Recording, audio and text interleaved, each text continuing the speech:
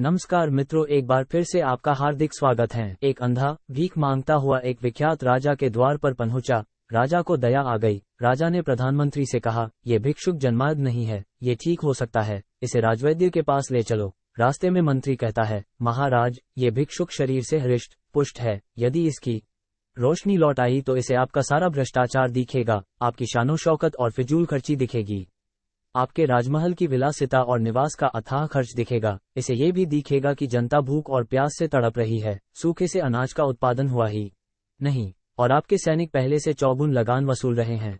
शाही खर्चे में बढ़ोतरी के कारण राजकोष रिक्त हो रहा है, जिसकी भरपाई हम सेना में कटौती करके कर रहे हैं। इससे हजारों सैनिक और कर्मचारी बेरोजगार हो गए हैं। ठीक होने पर यह भी औरों की तरह ही रोजगार की मांग करेगा और आपका ही विरोधी बन जाएगा। मेरी मानिए तो यह आपसे मात्र 2 वक्त का भोजन ही तो मांगता है। इसे आप राजमहल में बैठाकर मुफ्त में सुबह शाम भोजन कराइए और दिन भर इसे घूमने के लिए छोड़ दीजिए। ये पूरे राज्य में आपका गुणगान करता फिरेगा कि राजा बहुत न्यायी हैं, बहुत ही दयावान और परोपकारी हैं।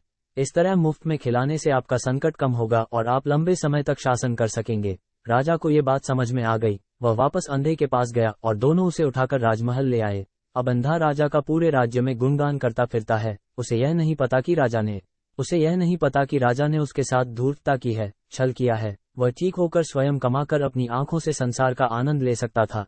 यही हाल सरकारें करती हैं, हमें मुफ्त का लालच देती हैं, किंतु आंखों की रोशनी, अच्छी शिक्षा व रोजगार नहीं देती, जिससे कि हम उनका भ्रष्टाचार देख पाएं, उनकी फिजूल खर्ची और गुंडागर्दी देख पाएं, उनका शोषण और अन्याय देख पाएं। और हम अंधे की तरह उनका गुणगान करते हैं कि राजा मुफ्त में सबको सामान देते हैं। हम यह नहीं सोचते कि यदि हमें अच्छी शिक्षा और रोजगार सरकारें दें तो हमें उनकी खैरात की जरूरत न होगी, हम स्वतः ही सब खरीद सकते हैं।